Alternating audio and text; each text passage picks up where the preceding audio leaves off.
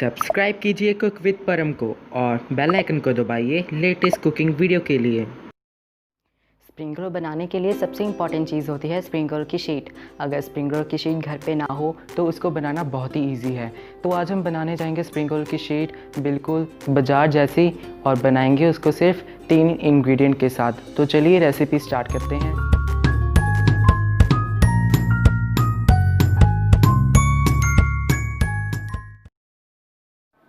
तो सबसे पहले मैं लूँगा यहाँ पर एक बाउल और उसमें मैं डालूँगा 1.5 कप मैदा। आप जितना चाहे उतना मैदा डाल सकते हो। तो उसके बाद मैं इसमें डालूँगा नमक, और नमक डालने के बाद मैं इसमें डाल दूँगा 1 बड़ा चम्मच तेल। और तेल डालने के बाद इसको मैं अच्छी तरह से हाथ के साथ मिक्स कर लूँगा। और इसके अंदर मैं पानी डालकर इसका एक नरम आटा लगा लूँगा। पानी आप थोड़ा थोड़ा कर ही डालें और इसका अच्छा एक डो लगाकर तैयार कर लीजिए। तो मैंने यहाँ पर अपना एक डो बनाकर तैयार कर लिया है। आप देख ही सकते हैं ये कितना सॉफ्ट है। और इसको स्मूथ करने के बाद आप इसको ढक कर रख दीजिए, या फिर ऐसे ही रख सकते हैं 10 मिनट के लिए, ताकि इसके अंदर ग्लूटेन फॉर्म हो जाए। तो 10 मिनट हो चुके हैं। अब मैं इसको एक बार फिर से अच्छी तरह से मस लूँगा ताकि ये और स्मूथ हो जाए। और इसके बाद मैं इसको सिलेंड्रिकल शेप में लाकर इसके छोटे छोटे बॉल तोड़कर रख लूँगा। आप ध्यान रखें कि आपको बॉल छोटे छोटे रखनी है, नींबू जितने, उससे ज़्यादा बड़े ना तोड़ें। और इसी तरह मैं अपने बॉल को बनाकर तैयार कर लूँगा। आप देख ही सकते हैं कि मैंने बॉल को बना लिया है। तो बस इसको मैं फिर से हाथ में लेकर थोड़ा सा घुमा लूँगा ताकि ये थोड़े से स्मूथ और हो जाएं। तो अब इसको हम साइड पर रख देंगे और करते हैं तैयारी इसको बेलने की। तो मैं लूँगा यहाँ पर एक चकला, और लूँगा मैं थोड़ा सा तेल और थोड़ा सा मैदा।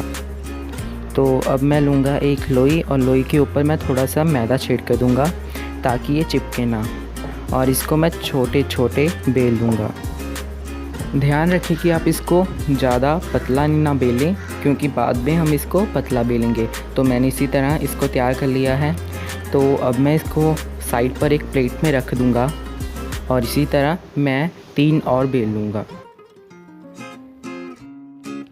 तो मैंने इसी तरह 4 रोटियां बेल ली हैं। तो अब मैं लूँगा एक अपनी रोटी, उस पर मैं लगाऊँगा थोड़ा सा तेल। ध्यान रखिए कि आप थोड़ा थोड़ा कर ही तेल डालें। और इसके बाद मैं इस पे ऊपर छिड़क दूँगा थोड़ा सा मैदा, सूखा मैदा छिड़क रहा हूँ मैं इसके ऊपर।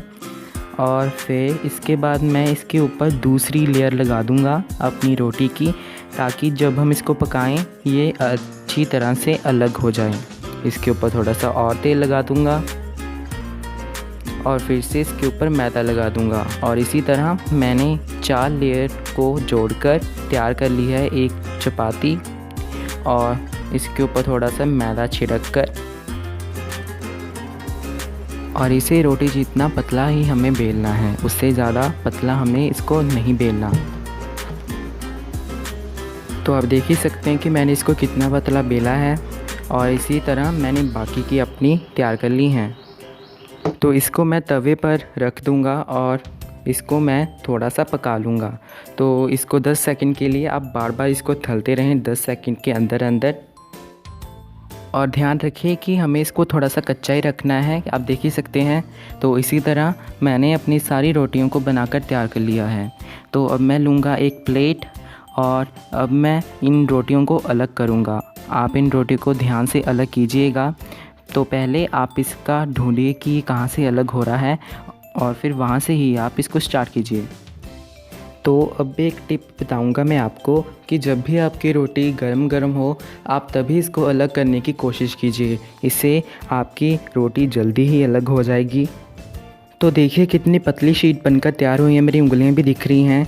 तो इसी तरह मैं अपनी बाकी की रोटियों को भी अलग कर लूँगा, और इसी तरह हमारी स्प्रिंग रोल शीट तैयार हैं। तो देखा आपने स्प्रिंग रोल शीट बनाना कितनी ही इजी है, और देखिए कितनी पतली बनी है। तो आप मेरी रेसिपी को लाइक कीजिए और मेरे चैनल को भी सब्सक्राइब कीजिए।